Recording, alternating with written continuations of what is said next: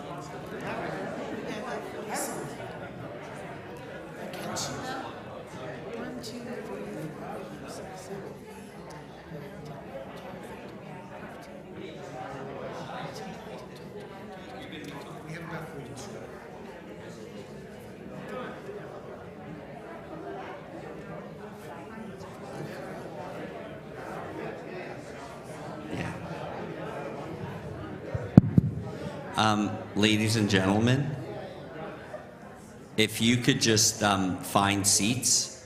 As I said earlier, we need to make sure that we have a quorum, and it would be a lot easier for us to count if everyone was sitting. So if you could find a seat.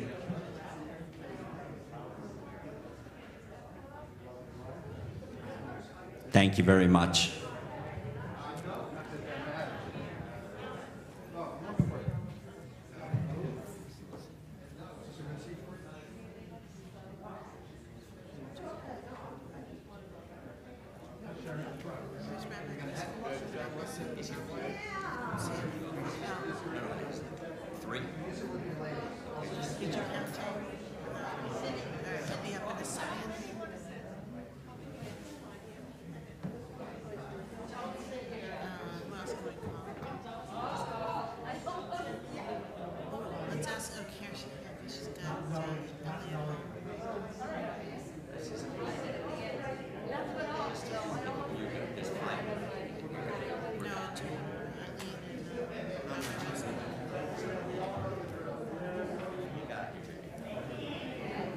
Ladies and gentlemen, we'd like to call the meeting to order. Please find your seats.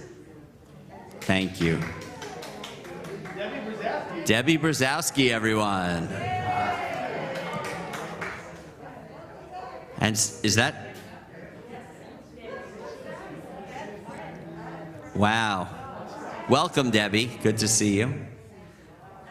Okay.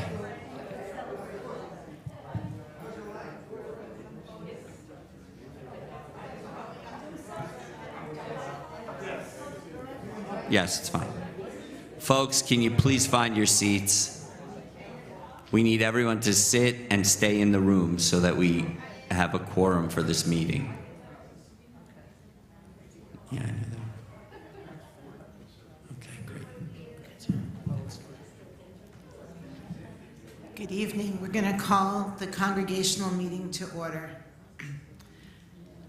Why don't we start with a special Devar Torah by Rabbi Lucas. How about we just start with the Devar Torah? It's special because it's from you.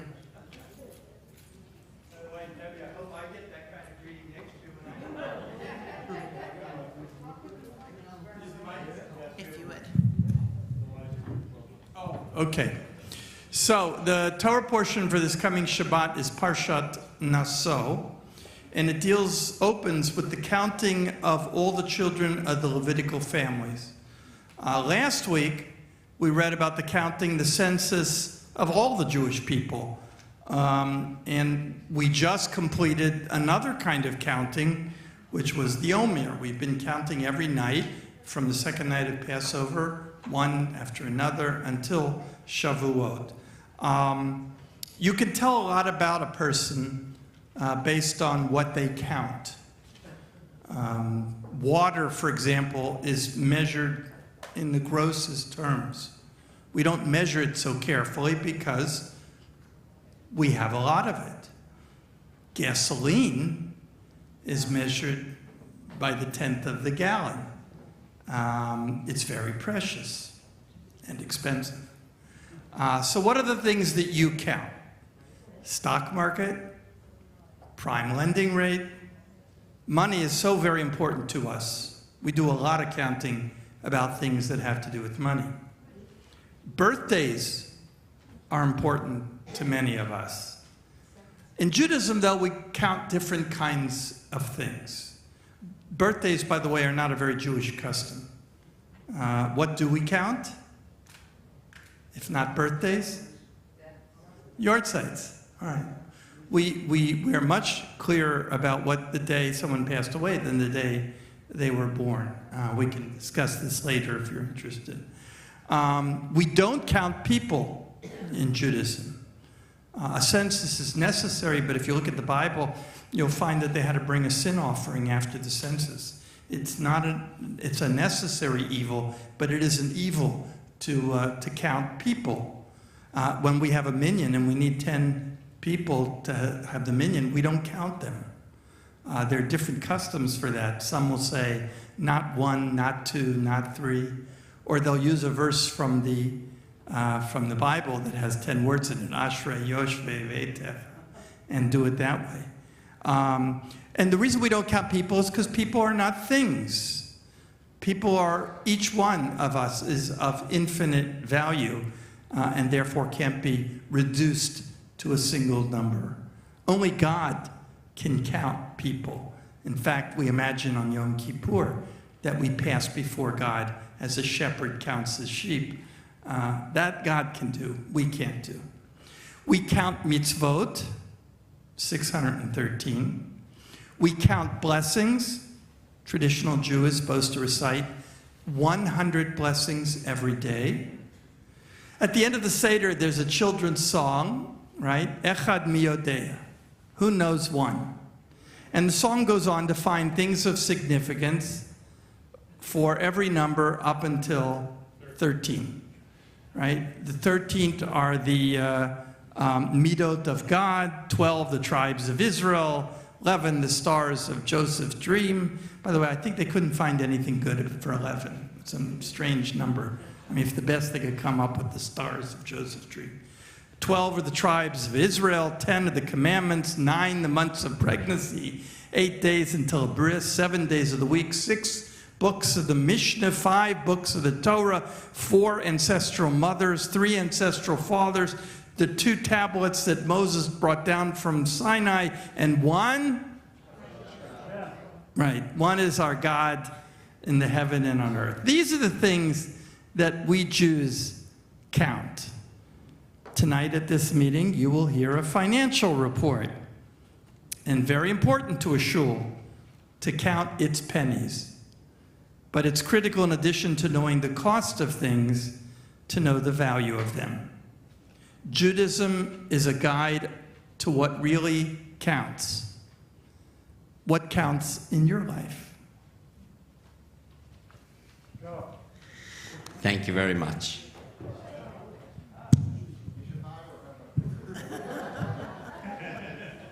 Thank you, Rabbi. That was great. So next on the agenda is the President's Report. Michael Shore. Thank you, and good evening. It's good to see you all here.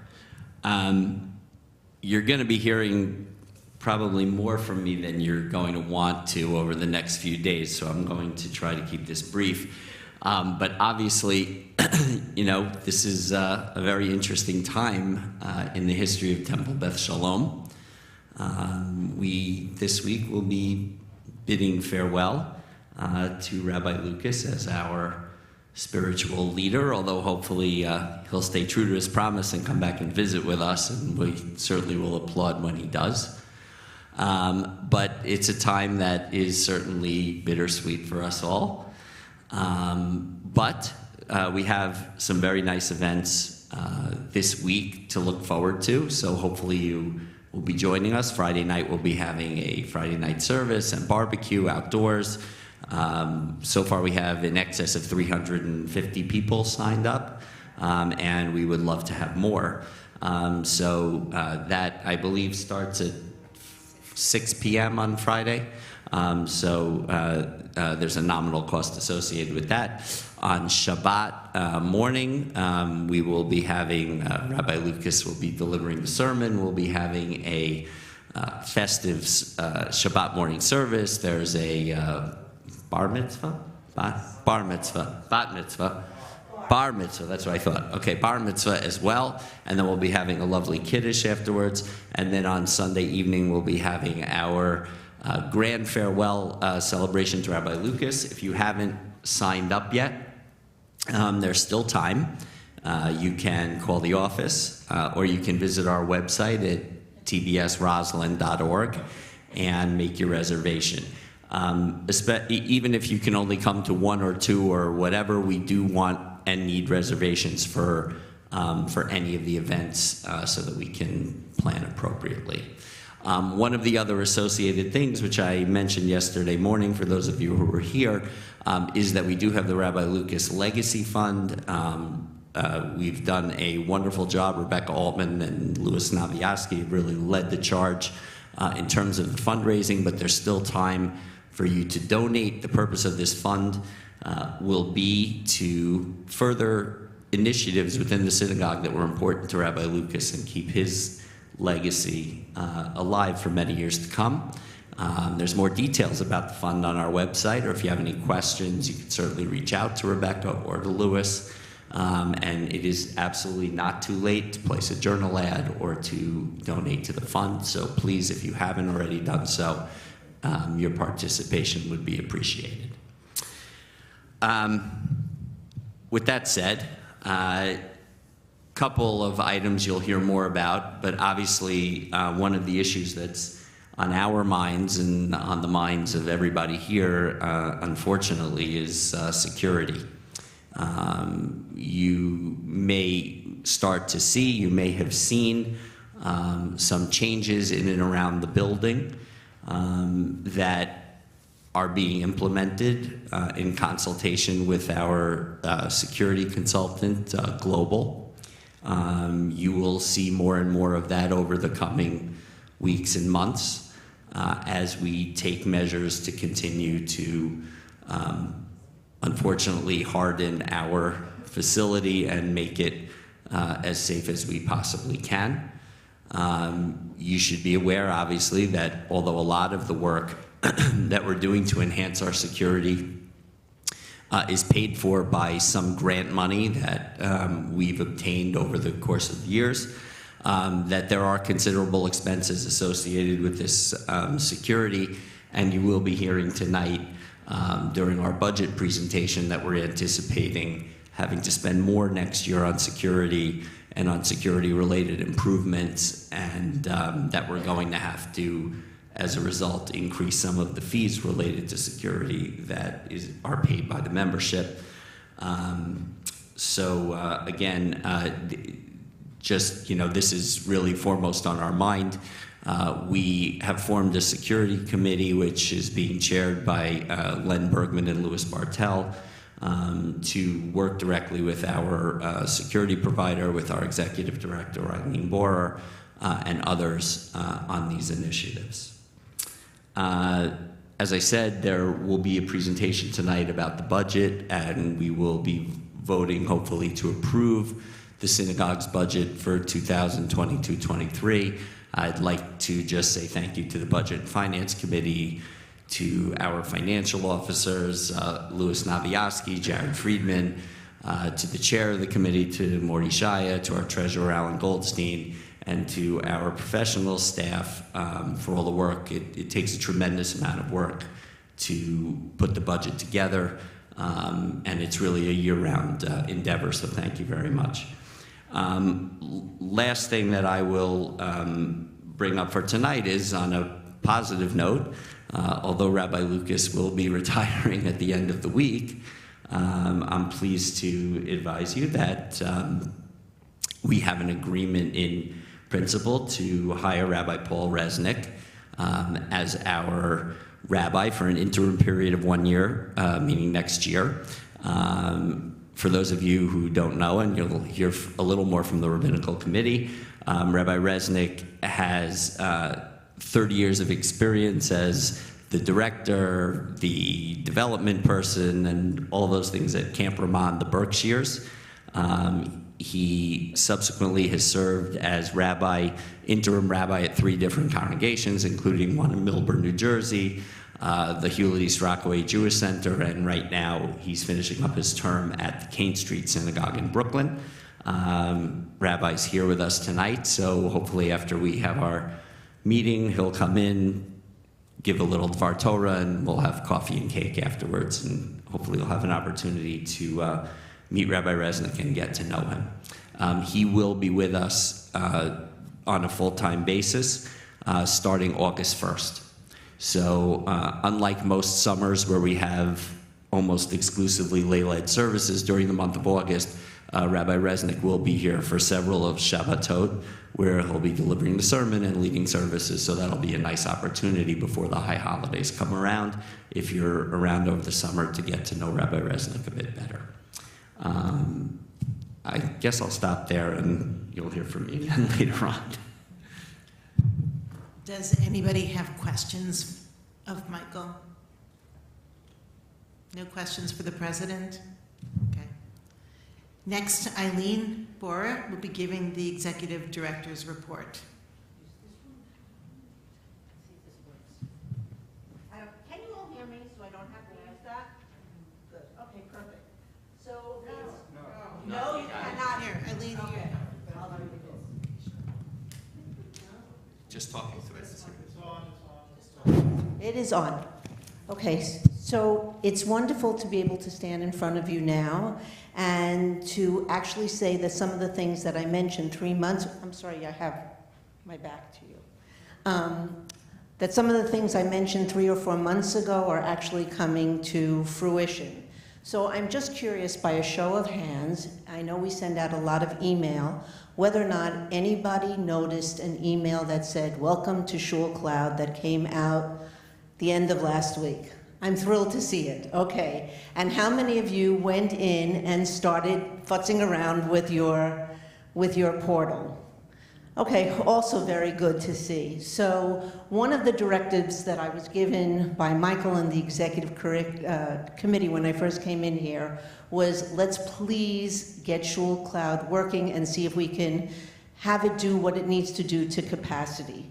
We're not quite there yet, but we're definitely moving along the way. Everybody in the office is being trained on Shul Cloud specific to their needs and also to the needs of the other people in the office, so that we have kind of cross-pollination of abilities. What this will enable you to do is to update any information you have, birthdays, anniversaries, yahrzeit, grandchildren, contact information. You'll be able to pay bills, make donations, and just communicate with the office staff in general. So I encourage you to please go in there and set up your portal. If you have difficulty doing so, please reach out to me or to Dina Yakar, who's the administrative coordinator and who is really the mistress, I don't know what the politically correct term would be for her, and we can really guide you through setting up your account. So that's number one. The second thing, as Michael mentioned, that we discussed many months ago, is security. As you walk around the building, you may start to notice certain plates on some of the doors. Of the 100+ doors that we have here in the temple, there are about 84 that are going to receive what is referred to as a night lock. And it creates a rigid stop, so that it's like one more delay before somebody enters a room. It makes it essentially, barring an assault weapon, impenetrable. Somebody cannot come into the room. We will all receive training on how to use these. Additionally, we had spent just shy of the $11,000 of the $50,000 from the first grant, which was the Securing Communities Against Hate Crimes grant. The last $11,000 was actually spent today upgrading the access control on 5 doors in the synagogue. There are also screens in 7 locations altogether, 4 offices, but 7 locations, so that we can provide access to people who are at the doors, simultaneously see them on the screen. Want to move on to something that's not necessarily so pleasant and yet a positive as well. The cemetery committee recommended to the executive committee and to the board of trustees an increase in the cost of cemetery plots, which are only available now at New Montefiore Cemetery for the balance of the month of June up to July 1. Rather than the new cost, which will be $4,000 per plot or $3,500 for 4 or more, you can still purchase plots at $2,500 for 4 or more, $3,000 for a single. And if you're interested, please take advantage of that. I keep hearing one voice who says I need to do that. Finally, after 13 years, we are going to be repainting the Early Childhood Center, and this is going to be subsidized by a congregant family. We are very grateful for them to do that. It will take place at the end of the summer once camp is completed. That's it. Any questions? Yes? Shul cloud registration, 1 per family or 1 per adult member? If you were to go in and look, it would be by your family. We track it as per adult member. Yes, so you can put you will be inputting information per adult. But will I have a login and my wife have a separate login? You know what? I honestly can't answer that question. I will find out that information and get back to you. Yes, I think so. We think so. You think so that it's separate logins, not a family login? Well, I think you could set it up either way, actually. We will. Oh, and the one thing that I neglected to mention with regard to Shul Cloud is this is the first year that we did religious school registration on Shul Cloud. This took place last week. We were very excited about it, and hopefully in the future we'll be doing the Early Childhood Center as well. That's it.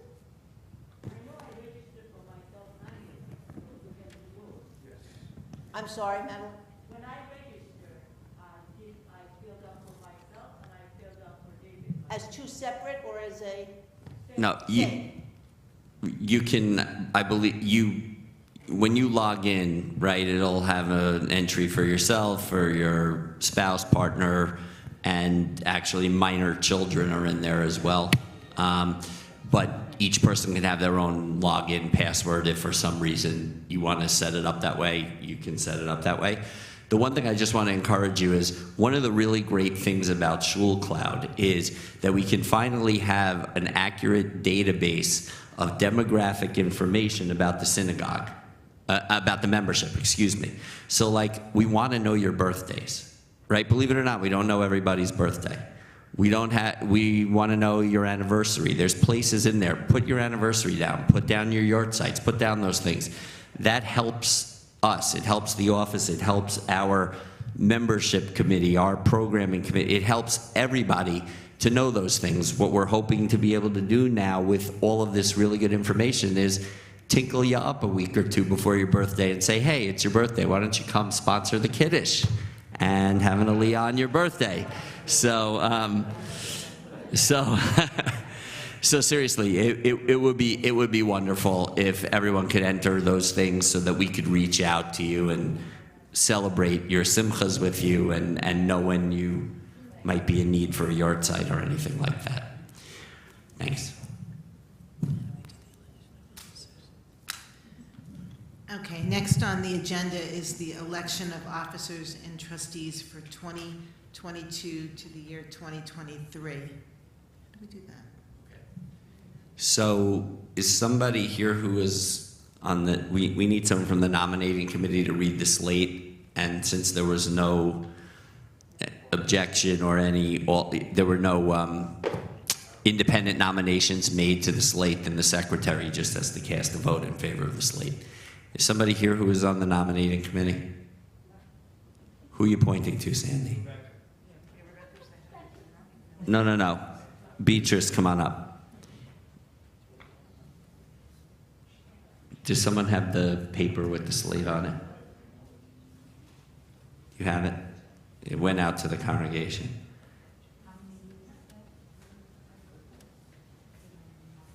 Hi. Okay, well, so why don't we pass this item, but then, I'm sorry for getting you out of your seat. Let's go on, and in the meantime, could you just, thanks Eileen, grab the sheet so that we can read the slate? Thank you. Okay, next we're going to go over the budget for the upcoming year 2022 to 2023.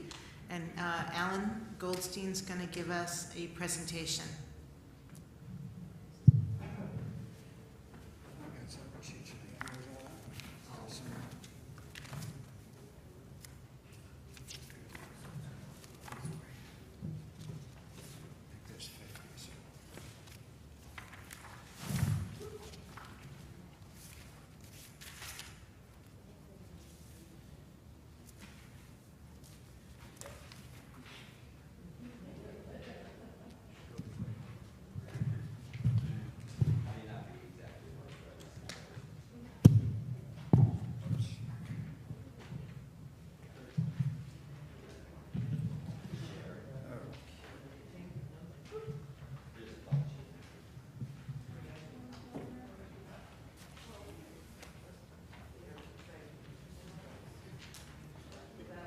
Good evening, everybody.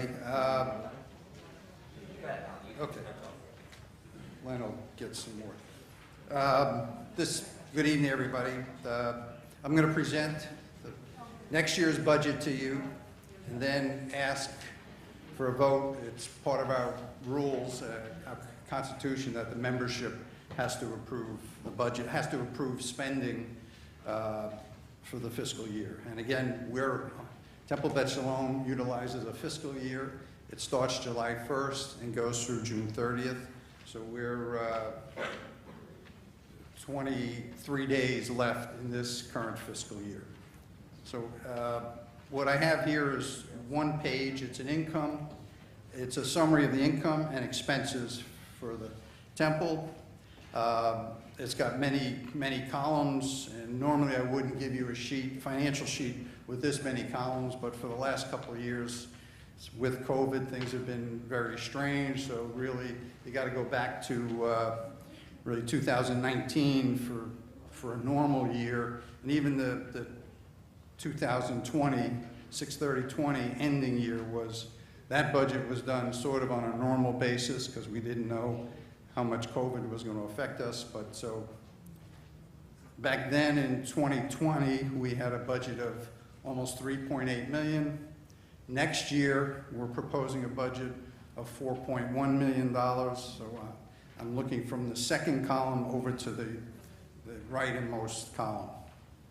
The last couple of years, and they sort of blend together, we, as an institution, just to remind you, and it says on the bottom, we got from the federal government in 2 tranches, just shy of $500,000 each time.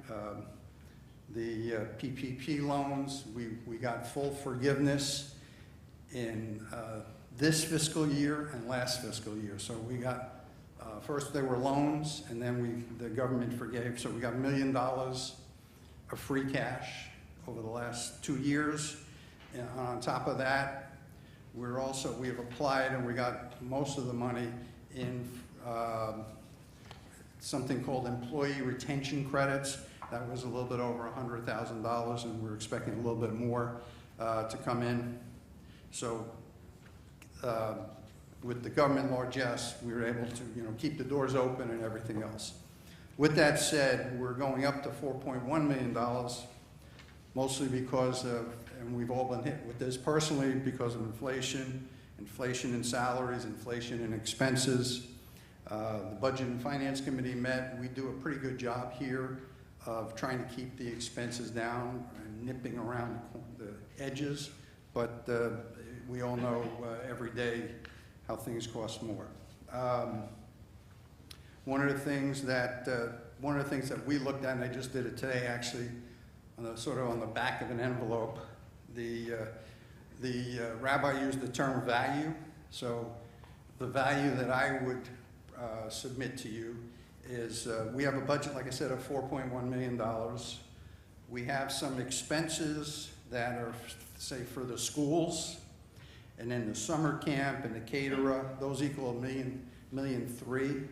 If I subtract the $1.3 million from the $4.1 million, that leaves just shy of $2.8 million. Now, unfortunately for us, our membership has decreased over the years.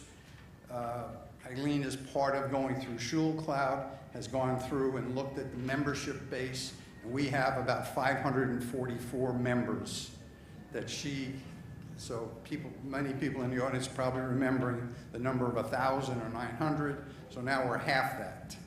So here's the value proposition. To sustain the place, the membership is really $5,100 per family. That's our budget after some of these school incomes and the caterer and the camp is 544 people, members divided into almost 2.8 million. That's $5,100. That's what, without doing any fundraising, other fundraising, that's what we would need from each member. The current year's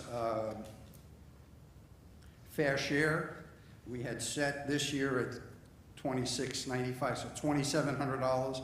We're proposing, and I don't normally talk in specifics in prior years, but of what membership dues were, but we're proposing that the membership dues have to go up to $3,000 a family. The security fee, which Michael mentioned, security, we're proposing that that fee go up $50 to $400 a family.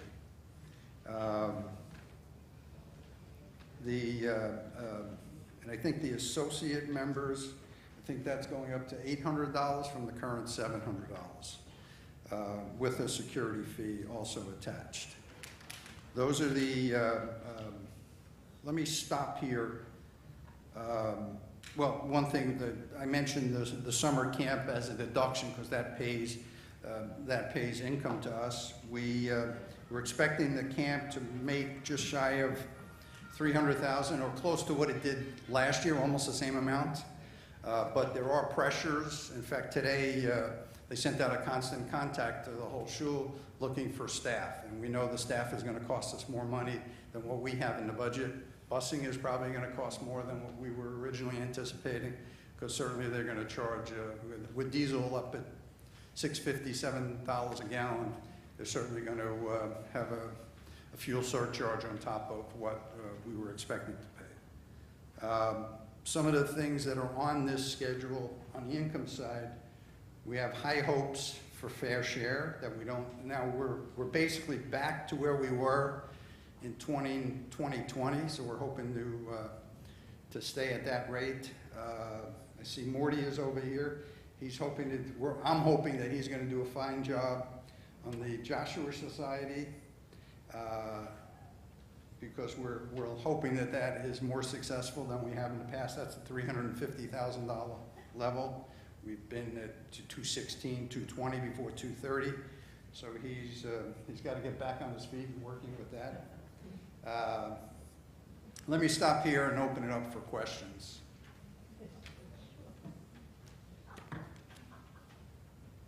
I guess I stunned everybody at the $5,100.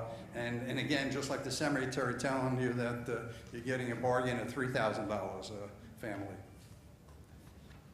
Yes?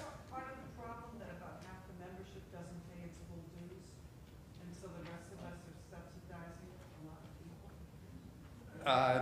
No, I don't know.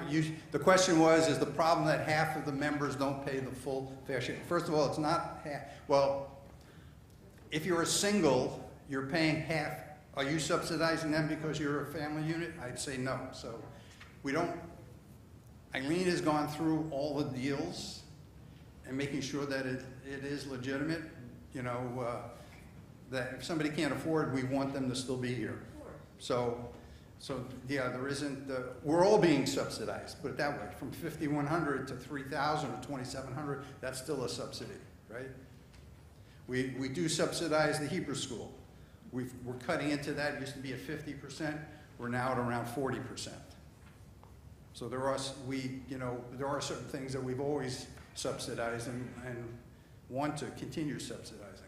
It's just that now we're saying we can't give it at home as much as we always have. So as the rabbi calls them, the few days a year Jews, we've lost many of them, and that was actually that was sort of the cream, and that's all been skimmed off. Can you explain the large increase in administrative fees? Well, in the admin piece, for many years we didn't have a secretary position in there. We also have had, there's 4 people now in the office, and we've seen inflation in all 4 of those positions. And that's what the increases are. There's 1 extra person plus increased salaries for the 3 positions that are there. And then also in the administrative function, things like, well, that's in general. I'm sorry, insurance has gone up. We've seen increases all over. Our photocopy leases, everything has gone up and is continuing to go up. But the main thing is the staffing. Can you explain the small decrease in religious department? We can't hear you. Can we explain the small decrease in the religious department? Yes. We're hiring an interim rabbi, and Michael used for the next year. It's actually for 11 months, and there is a salary difference between, I shouldn't say this out loud, but there is a salary difference between Rabbi Lucas and Rabbi Resnick. So that's what the small difference is. Any other questions? Where's the camp listed in the law? Where's the what? The camp is, and the income, it's in education. It's part of the $1,427,000. Yes. Under education is the religious school, the early childhood center, the Hebrew high school, and what we call the summer program. That's all is made up of the $1,427,000. Yes. And the question is back to the administrative expense. I still don't get, I didn't answer it originally. 2019, it was pre-COVID. Administration was 440. You must have had 700 members then, 4 years ago? No. So what do we have 5 years? 5 years. Let's see, in 2000, what year do you want? Just look at 19, 19. we had 632 families. Okay, so now we have 550. Well, but you should understand that 632 may not have been an accurate number. Might not have been full. One of the things that changing over to Shul Cloud has allowed us to do is purge our membership roles, if you will, of what we would say are dead files. People who hadn't paid in a bot, yeah, bots. People who were counted in the number but actually weren't paying. So that's probably not accurate. But so have we hired extra people? Yes, we have one more position in the office. Compared to 2018, 19? Yes. Dawn hasn't been here for quite a while now. Now, the other thing is Donna was very talented, but she spent a lot of time on her accounting, and we're better. I don't want to speak ill, but we're better. I've been in the office at least twice a week since December 23rd, and in January more than that.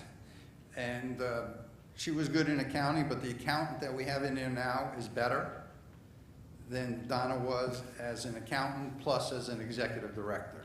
So in fact, we're still reconciling some things. Some of the things that are being reconciled is when I screwed up in December and January. Remember, Donna left December 23rd. We had a big push, and members wanted to get their donations in for the tax year, so we were inundated, and we just wanted to make sure that we got the money in so that I wouldn't screw up your tax letters. So now we have to figure out where the money went, in which account and things like that. So, so that's why administration, we're going to spend $859,000 in administration, whereas you would say, Alan, in 2019 we were at 580. But like I said, Dawn hasn't been here in quite a while, although it might seem less than that. Well, but Rabbi also, would remember. yeah, Rabbi will remember because, look, I will say this, two things. One is we had a number of people who, quite candidly, were seriously underpaid for what their skill set and hours were. Some of them left, and it became much more expensive to replace them. And those that were retained had to be brought up to that salary level as well. And I will tell you that, as Alan alluded to, the functioning of the office under Eileen with the additional, it's really not additional. I mean, prior to 2019 or whatever, that person was there. But by adding back the position, and actually we added back people who have better and more diverse skills, we're able to do things like implement Shul Cloud. And for those of you who haven't, for example, yet met or spoken with Dina, she has a different skill set. She's not a, and again, I don't mean this in a pejorative way, but she's not just an entry-level sort of administrative assistant. She has a great deal of experience in synagogue administration. So, we have that. Barbara is really spending full time, all the flyers, all the constant contacts, all these things that you see going out, somebody's doing in the office. And the new accounting person we have, Ellen Unger, she's a CPA. So the quality of the staff has really been dramatically upgraded, not to mention Eileen, of course. So, that's just the cost of doing business these days. The unfortunate reality is that, and please don't take this the wrong way, but we have a demanding congregation. Okay, everybody wants their tax bills on time. They want things to go out. They want their questions answered. They want their yurt site notices, and all of those sorts of things. And with the staff that we had, it's just not possible to provide that level of service. So really, and I said this to the executive board, and I'll say it to all of you, the issue at the synagogue is not looking at the expenses. The financial officers, the executive board, and the board of trustees are pretty tight on the expenses. You can ask any professional that we've negotiated contracts with, right? We're tight on the expenses. We give where we have to give. We have a revenue issue. Okay, this is all about the revenue of the synagogue. To sort of put a little bit of a maybe finer point on what Miriam was saying, it is the case, okay, that delta, if you will, between fair share and what it actually costs to provide the services that we provide, right, it is being subsidized. It's being subsidized by supplemental income streams that the synagogue is fortunate to have, and some that we're trying to develop, like the land project.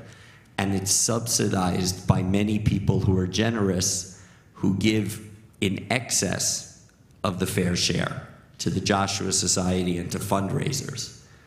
And without those people, the budget would never be able to be closed. So as the membership shrinks, we are dividing the pie into less pieces, and we're needing to rely on donations of substantial amounts of money annually. So you should just be aware that the issue that needs to be addressed is the revenues. We can talk about whether we can take $10,000 off a line item, but the revenue gap that needs to be closed is in the millions. Yeah, go ahead, Maureen. Yeah, I just want to add one thought, or two thoughts. One, we literally spent 4 months going through as much gory detail as we could on the expense side. And each of the program heads within the shul know that we really, try to, cut personnel, lower expenses, and, I think where we came out was, something a little less than 10% above our expenses from 3 years ago.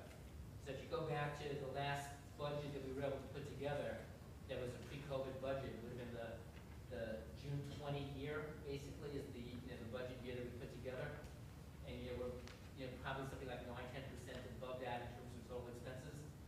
And, which isn't all that bad, but we tried to lower those expenses as best we could. And this is where we got, this is where we are. I mean, Michael knows that the budget and finance, we came over and over again and said, where can you cut? And, and this was the compromise.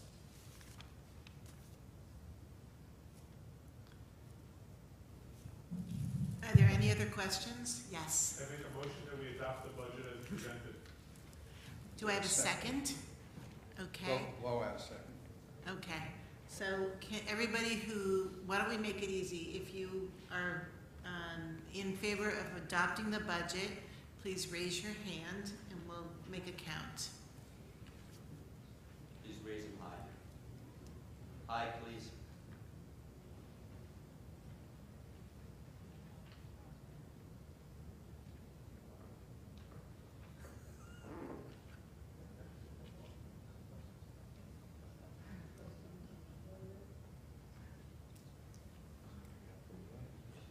Okay, 49 yeses. Okay.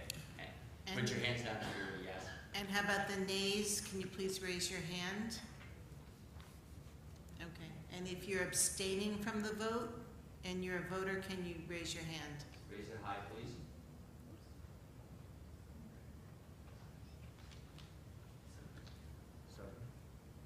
Okay, so it looks as though the budget has been adopted for the coming year.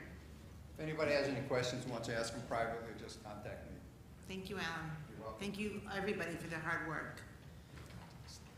Oh, okay, let's go back to item number 3, which is the election of officers and trustees for the year 2022 to 2023.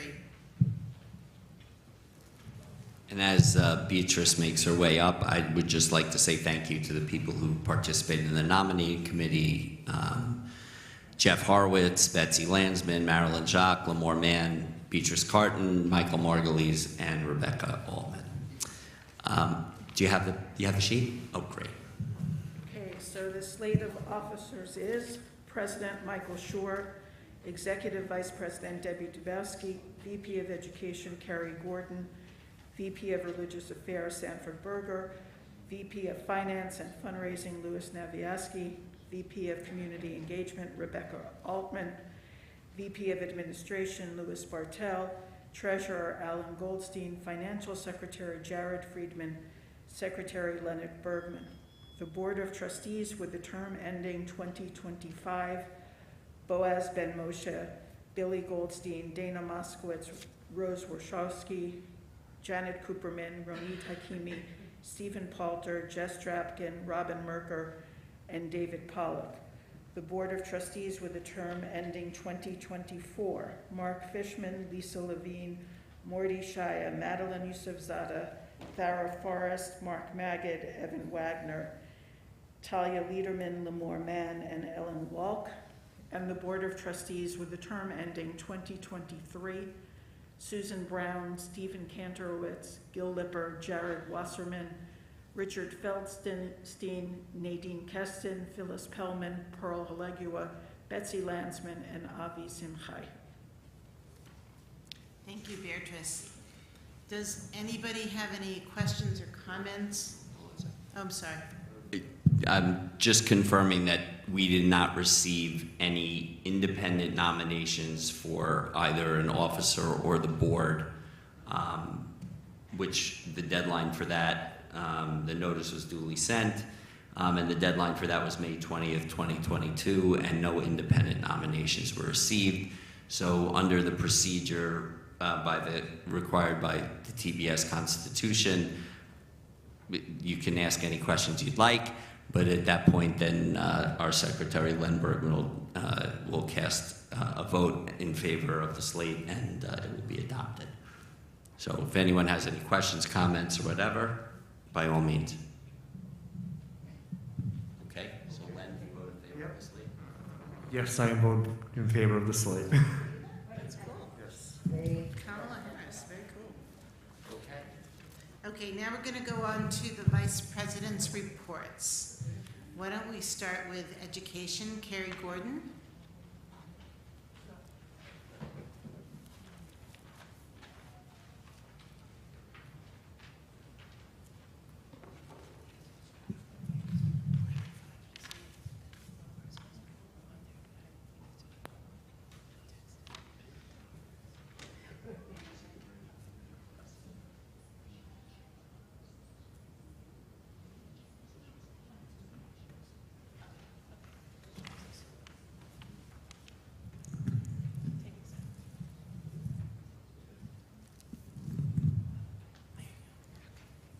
Hello, good evening.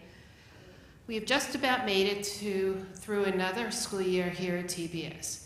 As you saw when you drove in, we are getting ready to celebrate our pre-K graduates this Friday morning in our moving up ceremony and celebration.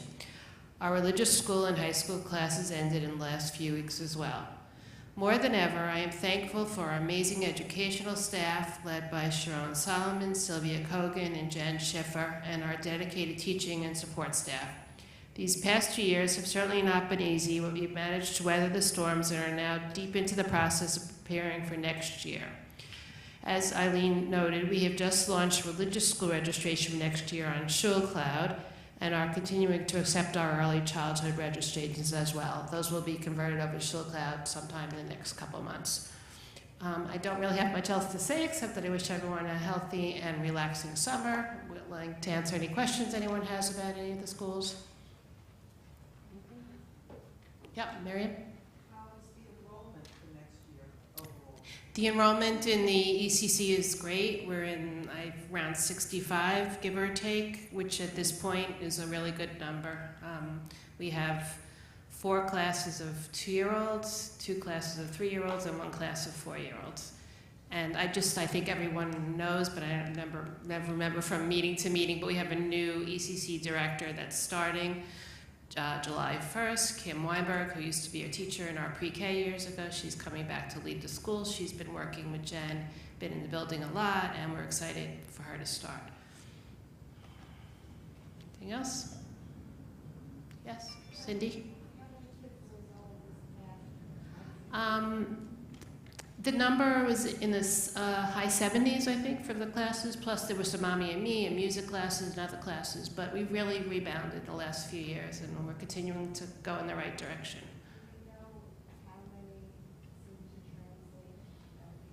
That's funny, we were just discussing that at the executive board meeting. Most of the ECC families at the moment are not members. We keep telling them if they have 2 kids in the school, it does make sense. Some do, some don't. Or if you have a kid in a religious school, then some are. It winds up being, by the time they need to start Hebrew school, they become members. So it's hard to tell. But we've been trying to incorporate the families into the synagogue and doing outreach. We do Tat Shabbats, things like that. So we're doing what we can. Anything else? Okay. Thank you, Carrie. Rebecca, do you want to come? Rebecca Altman, the Vice President of Engagement, would you like to give a report?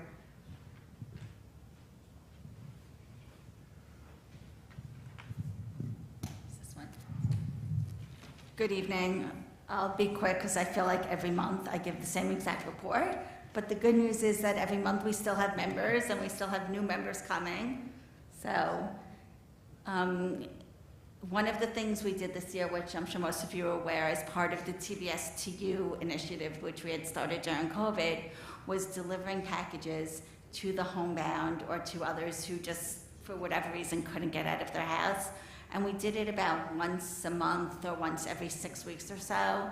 And it really was well received and really made people feel good to get something that their synagogue remembered them. Usually it was based around a holiday. We did Shabbat, we've done all kinds of things. Recently we gave everyone a treat for Shavuos and everyone got a little cake. So that was really well received, and thank you to everyone who helped us deliver and would like to continue in the future to help us make some people's lives a little brighter. So thank you to all of you for that. We also, the membership committee was in full swing this year and did a lot of great things, and we're hoping to continue next year, and would love for anyone who would like to join the membership committee to please let me know and to join us. And I guess, can I mention legacy or whatever else? Your next item, which is the retirement celebrations, but that's Ellen. Sure. Well, Ellen could talk about the events of the weekend, but I just wanted to echo what Michael had said. She wants you to talk about it. She wants me. I didn't tell him to say that. Well, I'm gonna. All right. Well, Yes, this. you should. Ellen, do you want to come up? But I'm not finished. Yes, Cindy. I wanted to know generally for the year, how many members we lost and how many members. Okay. I can't tell you exactly how many we've lost because that's fluctuated, and like they said, I mean, we're starting to go through and really, look at the members. We did have about 25 new members, and we already have 3 new members for the coming up year, and about 3 more inquiries within the past week or so. We actually had a new couple who came to services on Sunday morning and breakfast, and was inquiring about joining the synagogue. So the good news is there are people interested in looking and who want to come. Any other questions about that? Okay, now we'll go on to this weekend. Rabbi Lucas's, unfortunately, farewell weekend. You all saw Friday night is the barbecue, Saturday night is the Kiddush, and Sunday night is the grand farewell celebration. Like Michael mentioned, you could still come, you could still sign up, but please just do it soon because we are doing seating. So those who sign up at the very end, you'll have a seat. I just can't guarantee you it's going to be a seat with your best friend. It might be a seat with some other nice congregant at another table, but we are all welcome to join us. Also, you saw all the information about the Legacy Fund. To date, we've raised almost $600,000 thanks to all of you and your generous contributions. Thank you. Those of you who haven't contributed, please do so. Please help us. It would be great. I think we could get even higher, but if we could get to at least 613, and to represent all of the mitzvahs and all of the mitzvahs that Rabbi has done all these years, let's try to at least get to 613,000 by Sunday. Thank you. Thank you. Any questions for Rebecca about the weekend or about membership? Thank you. Religious Affairs, Sandy Berger, would you do the honor? Yes. What'd you ask? Donations that we received. Do you want to answer that, Michael? Sure. Would you? That would be helpful. So the concept of the legacy fund, which I alluded to earlier, is to create an ongoing fund that can be used over a period of years to fund certain initiatives that were things that Rabbi Lucas taught us and were near and dear to his heart over many years. Let me finish the answer, and then you can raise your hand again. There will be a group of people that will include Rebecca and Louis Naviaski and because they were instrumental in the fundraising, who will be administering the money and determining what initiatives it should be used on. However, some of the things that it will likely be used on are things like improvements to technology, improving our website and our virtual presence and teaching online. So I'm sure that over COVID, you've all seen that many synagogues have really increased their virtual presence, whether it's providing services, online learning opportunities, making learning opportunities available to people within their congregation from other sources. that's a big initiative that is one that I know that folks have discussed. So those parameters will be handled by a committee, much like in the way that, you know, I'm sure most of you are aware, the temple has an endowment fund, right? And there's a committee that administers the endowment fund annually and determines how to invest the endowment fund and how to allocate the resources of the endowment fund. Now, if I can answer. How are you going to have invested? Are you going to take a percentage now? You can't hear. No, the answer is we have a group of people who, it's going to be a committee of 5 people. As I said to you, Rebecca and Louis will be on the initial committee, and I believe there'll be a past president, a board member, and a congregant at large, and they'll meet periodically during the year. The executive committee or a different arm of the synagogue may have a request to use it, and they will consider it and determine you know, how to handle it. Yeah, Rebecca, go ahead. Also, I think Michael mentioned they're segregated funds. They're not just going into oblivion or going into an operating budget. They're segregated funds that are segregated for these specific. Right. So just to be clear, right, we're not going to use the funds in the legacy fund to pay the bills of the synagogue. These are for directed initiatives that, again, will be presented to this group of people, much like when there are requests for funding from the endowment, it's presented to the endowment board. It will be run independently of the synagogue's budget.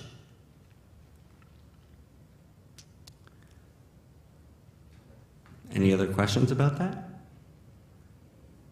And by the way, I'm not stopping at 613,000. I really would like to get to $1 million. That was kind of the number that I had in mind at the beginning of the year. So I don't know, maybe there's a $250,000 donor out there. So if you're there, I'd love to hear from you. Yes, Rebecca. I was going to say, and this doesn't, just because Sunday is the official retirement, that doesn't mean that this has to end and that people can continue to give. We may make it one of our funds that you can donate to make sure that this continues to grow and people can continue, you know, to give to this fund to make sure that we can have these programs and initiatives in the future. Correct. Thank you for pointing that out. That the intention is that this is going to be a perpetual fund, much in the way the Rabbi's fund or various other funds that we have, in Rabbi's name. So it'll be another one of the funds that if you are so inclined to make a contribution to, and I think once everybody sees some of the projects that we're able to execute using these funds, it'll be something that people will get excited about. Michael, one more thing. Yes. Those of you who have given already, or those of you who give before Sunday, will be included in the e-journal on Sunday night at the gala. Well, it's not a gala, excuse me, at the farewell celebration. So if you have already made a donation and have not gotten me your journal in, please do so. And if you make one in the next few days, please send it to me with wording for journal ad so that you can be included before Sunday. Okay. Sanford. Good evening. So I wanted to start out by thanking Rabbi Lucas for your leadership and guidance as the head of the Religious Affairs Committee for all these years. Our Mara D'Atra. Is it too late to get rid of the organ, or we're not going to try to get... Sorry, I can't. So here we are. It's we are still struggling for minions on a daily basis, and I beg and plead that people just commit to one of the services during the week. But on a positive note, we had a glorious Shavuot celebration. We had Sunday morning in the tent, which was great, and we have started to plan for the high holidays, which is just around the corner. So the other big thing that we're going to be doing is this summer we're going to be shifting from this room into the chapel, and we're going to be broadcasting on Zoom because we won't have anybody working the live stream. So you'll be able to follow us on Zoom in the chapel. It'll be more of a, hopefully we'll outgrow that room and we'll move to the courtyard and we'll do things differently.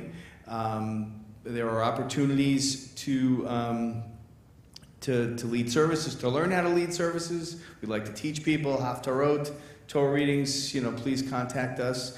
One of the things that we wanted to sort of do in the fact that we're going to be down to 2 real full-time clergy is we want to find out who can help lead Shiva Minyanim at houses, because sometimes we run into a situation where we have more than two. So I'd like to hear from you. And any questions about religious affairs? Should be that hard, right? No? Any questions over here? Wonderful. Just a quick question. Since I'm watching so much on Zoom, actually the live stream, the voice has been going out pretty often. We do that on purpose so that we say if you can't hear us, you need to come here. It never goes out here in what? It's a long drive. But it's true. It's like I'm unfortunately the Shabbos guy who gets the texts, and so I find out when the live stream. Thank you, Steve Kober, wherever you are.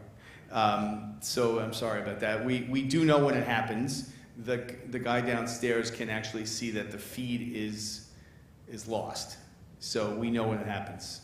So we've implemented some technological things where it switches over to servers and things like that. So it's yes, Cantor. You may. One of the reasons that over the summer we'll be using Zoom instead of it, the live stream, is that we have an opportunity in the summer to not upgrade the system, but just do maintenance to it, so we can get some of these bugs out. Okay, but you could come if you want.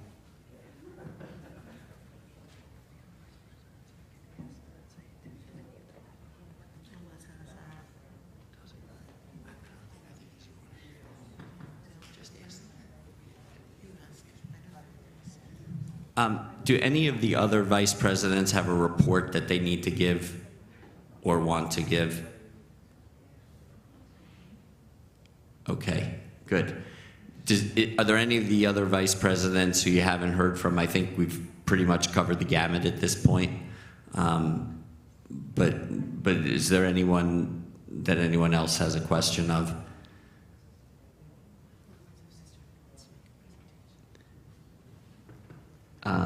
Yeah. Okay. All right, so I'd like to call up Sisterhood.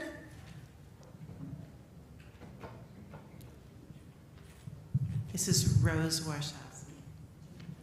Hi. So Sisterhood capped off a very successful year with this weekend. We had Sisterhood Shabbat. For those of you that attended, I'm sure you'd agree that it was a very moving and enjoyable service. And special thanks to Madeline Yosefzada and for Roy Mizrahi for really being our leaders on that. Sisterhood Shabbat was the culmination of a year of educational and special programming. We had current events, author events, book club events, Rosh Chodesh, Yiddish and Bible classes, special programs on a wide range of charitable, social action, religious and fun programming as well. We're very grateful to the clergy and to all of our members. Real shout out to Cindy Feldman for all the work they did in making our program a success this year. We're starting to develop our summer programs. We're going to be going back to the beach, hopefully, and having an end of year up like we did last summer. In the coming weeks, we're going to be having our installation for our officers. Thank you to Helene Kurtzman, who's going to be renewing her role as Sisterhood co-president, along with Sherry Wachowski. I'm going to be stepping down. We were able to start a bridge again, and we're hoping to continue that again. So with that, I'd like to thank everybody for participating in a successful year, and to say that it's my honor on behalf of the Sisterhood, we're going to be making a donation to the temple of $28,100. Thank you so much. Thank you so much. Thank you to all of Sisterhood for your generosity. Men's Club, do you have anything you want to say? Hard to follow that one. He's doubling it. Basically, we're going to be planning for next year. We didn't really do much this year, but next year we have a bunch of events that are planned for If anybody has any ideas, any new ideas, please give me an email or give me a call. You'll be hearing from me very soon, though, about a bunch of stuff. We should be starting in about September with a barbecue, a meeting, and hopefully we'll get a big turnout, unlike the past couple of years. But that was understandable. So, but that's it. Thank you. Questions? Any questions for Men's Club? Men's Club actually did make a donation to the shul, probably in the amount of $5,000 or $7,000, because all the members, Men's Club did make a donation, because all of the dues that gets added to our men's bills gets collected by TBS, and we actually, for the last 2 years, haven't asked for any of that money to be transferred. So that's about 10 grand. So basically, by not doing anything, good job. Say that we donated $10,000.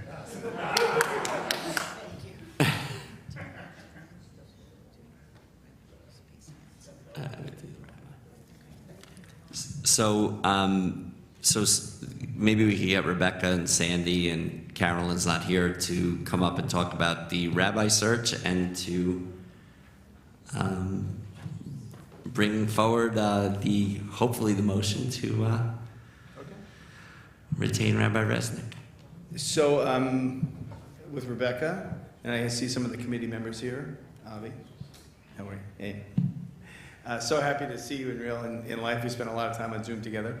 So as you know, we halted the search for a permanent rabbi when the candidate pool didn't meet our requirements, and we interviewed Rabbi Paul Resnick, as Michael gave you his curriculum vitae before. And so as one of the co-chairs of the committee, it's my responsibility to put forth a vote from the congregation. They have to approve the selection of Rabbi Resnick for a 1-year term as our interim rabbi. Just to give you an idea, he'll be working 3 out of the 4 weekends. There will be a 4th weekend that we will fill in, and that schedule will be figured out with our existing clergy. There are some holidays that he won't be here for, but he will be here Tuesdays and Thursdays, available Mondays and Fridays, and on the Shabbats that he's here, he will be here in the office on Friday leading up to the services. We also talked about a lot of community engagement, as he will be alone without his family on several of those weekends, and so we're looking for different members of the congregation for Friday night dinners, for Saturday afternoons, so that he will feel and reach out. It's sort of it's a two-way street. One, he will get to know us, and we will get to know him. So what do I do? How do I vote? All in favor?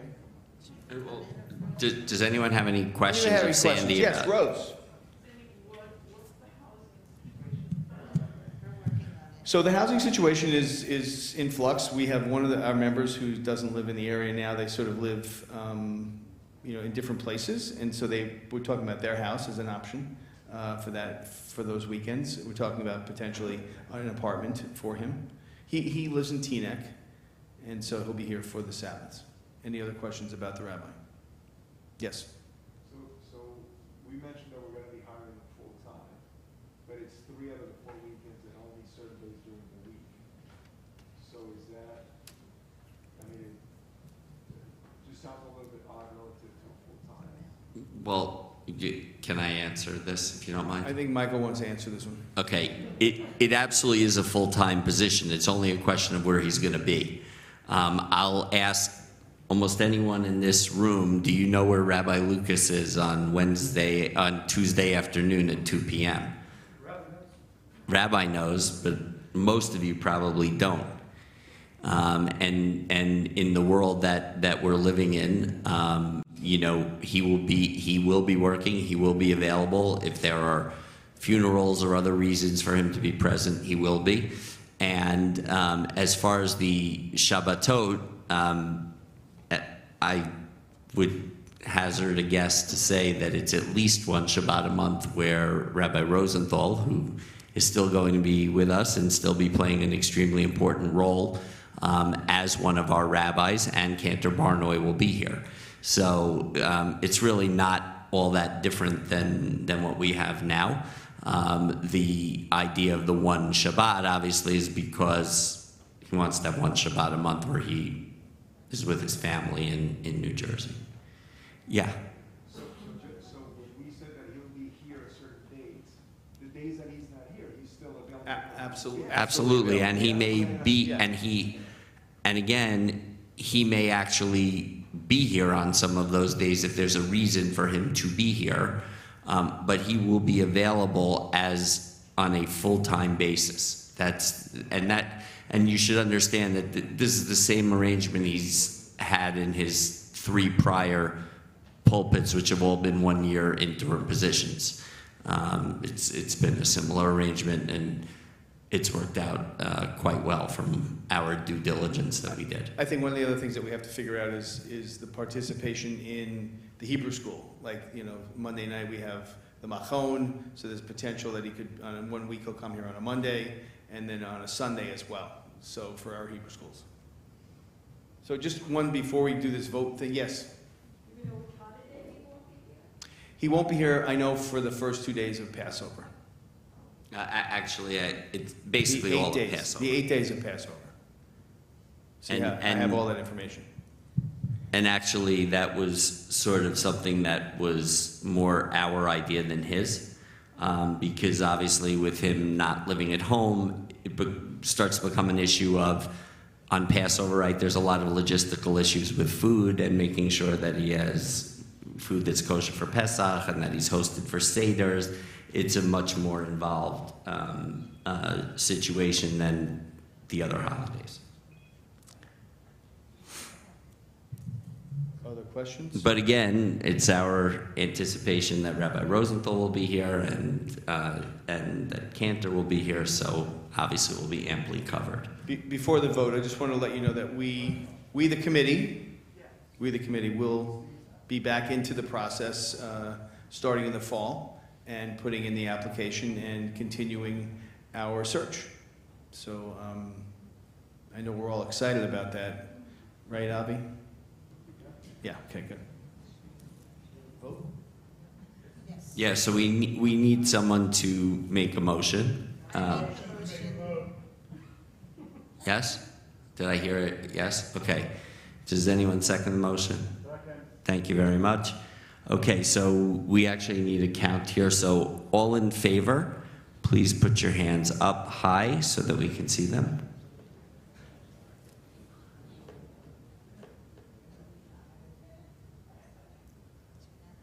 I did too. Okay. Does anyone, I didn't count any objections. Does anyone object? Are there any abstentions? Okay, terrific. That's good news. So the good news is I figured that would hopefully be the result. So I asked Rabbi Resnick to join us. So I'm going to go out in the hall and ask him to come in. So he's going to say a couple of words, and then there'll be coffee and cake. But in the meantime, we can do the old and new business, and I'll go get Rabbi. Okay, that'll be wonderful. Okay, any old or new business? Any? Wait. Oh, I'm sorry, yes. What's happening with the land use? I don't mind talking about it, but I was kind of hoping that we would adjourn the meeting a little early, but it's fine. So where we stand is we've re-engaged with a new group who is meeting with our attorney, Michael Son. You should all know, by the way, that Michael, in addition to being a member of the synagogue, is a really terrific human being. And he has done an unbelievable amount of work on behalf of TBS to advance this project without being paid. So you should all know that when you see Michael in the street or in shul or wherever, that we all should give him a really nice thank you. He really has done a tremendous service. They are meeting with Michael to review the plans that were prepared by the previous developer. They seem very interested in proceeding with the project. If that doesn't seem to be going anywhere, we're going to re-engage with a real estate broker and remarket the project with the approvals that we already have in hand, which is to build a 55 and over residential building. So we think that if we had to remarket it, it would be relatively quick. We'd get a read on it. There's a particular community of folks who build that kind of stuff. It's kind of a specific business. And hopefully we'll get a good response to that, and we'll be able to push it forward over the next several months. So, any good in welfare? Yes. What happened with what? That wasn't good in welfare. It's a very long and tortured story, which I would be happy to talk to you about afterwards, unless, does everyone want to hear a long and tortured story? Okay, so here's the long and tortured story. I heard more yeses than nos. I promise you I didn't want to give the long and tortured story, but I will. Way back when, I told you all that when you start on these development projects in Long Island, there's a tremendous NIMBY problem, right? Everyone knows what NIMBY means, right? Not in my backyard, okay? So development, generally speaking, on Long Island is extremely difficult, particularly when you're not dealing with an as-of-right project, meaning that the land is particularly zoned for the use that you seek to have. So this project was complicated to begin with because we needed to seek a change of zoning, which is a difficult thing to do. There's a lot of politics involved. And what happened over the course of a number of years is a lot of politics got in the way. And I'll choose my words carefully, but let me just say that it's not, East Hills is a very difficult place to do business. And it took 4 years and burning through hundreds of thousands of dollars of a developer's money to get us to this point. But ultimately what happened was we got to this point, and then the Village of East Hills threw up another roadblock that the developer threw his hands up at and just walked away. And at this point, it seems like we are able to get over that roadblock, which again, this I will not bore most people with, but if you want to talk about what SECRA is and what a SECRA review is, I'll gladly do it with you over coffee outside. But essentially, it's an environmental impact review process that the developer that we had signed with had absolutely no interest in going through after 4+ years of pursuing the development and burning through hundreds of thousands of dollars. So that's what happened in a nutshell. Can you explain why East Hills is involved? Because the property's in the Village of East Hills. The temple's property is in the Village of East Hills. It's the last property. If we had gotten the Temple Sinai property in the breakup, we would have not been in the Village of East Hills, but unfortunately we got this property in the breakup, and it is in the Village of East Hills. You're all gone 17 years ago. Excuse me? You're all gone who made that deal. Did that answer the questions? Hopefully. Sorry for the tortured history. Did I see any more hands? Okay, good and welfare, and then I want to invite in Rabbi Resnick. So the first good and welfare is thank you, Rabbi Lucas. We will miss you.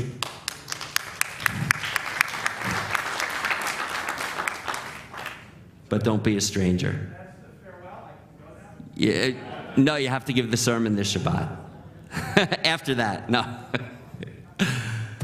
Any other good and welfare? Yes, no, maybe? Any hands? Okay. So can we call up Rabbi Resnick?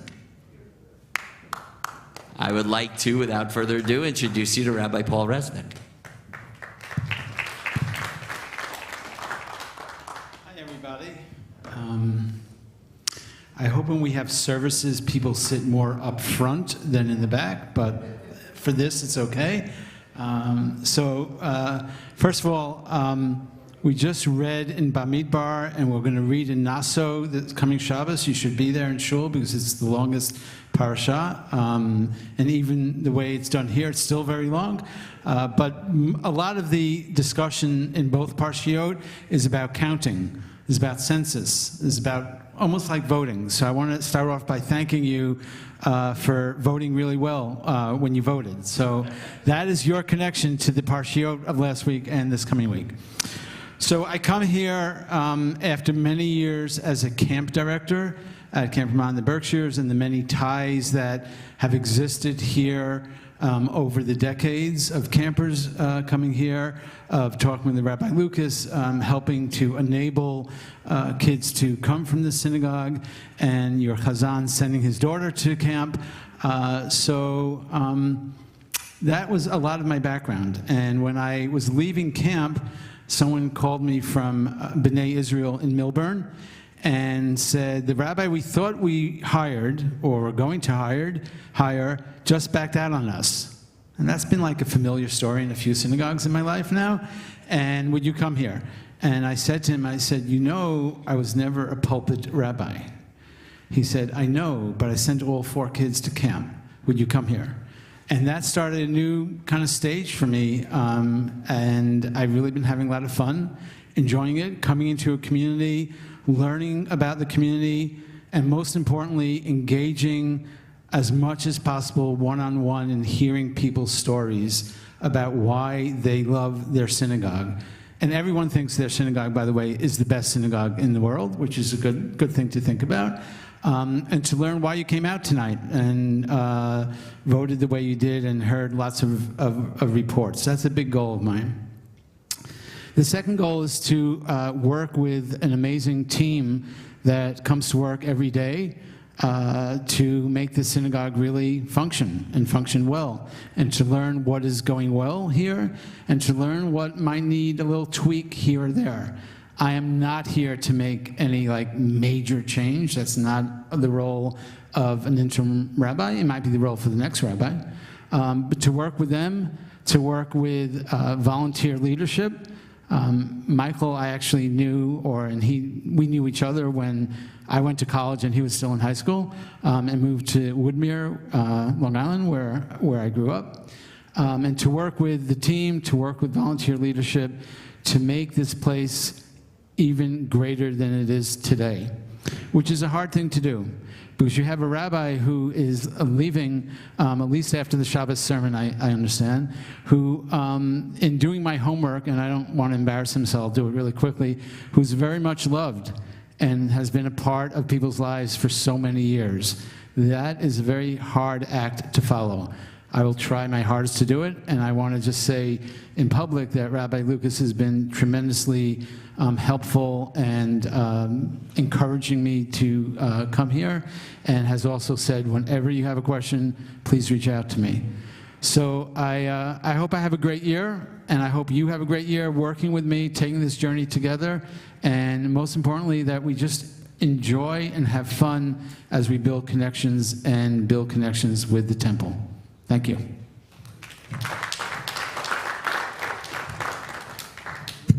Do we have a motion to adjourn the meeting and we can go outside and have some coffee and dessert? Oh yeah, do me a favor, since we don't want them floating all over the place. If you don't mind, if you could just leave the budget sheets on the little bench on the back there where Ellen usually sits on Shabbat, or you can give it to me and we'll get rid of them. Thank you very much.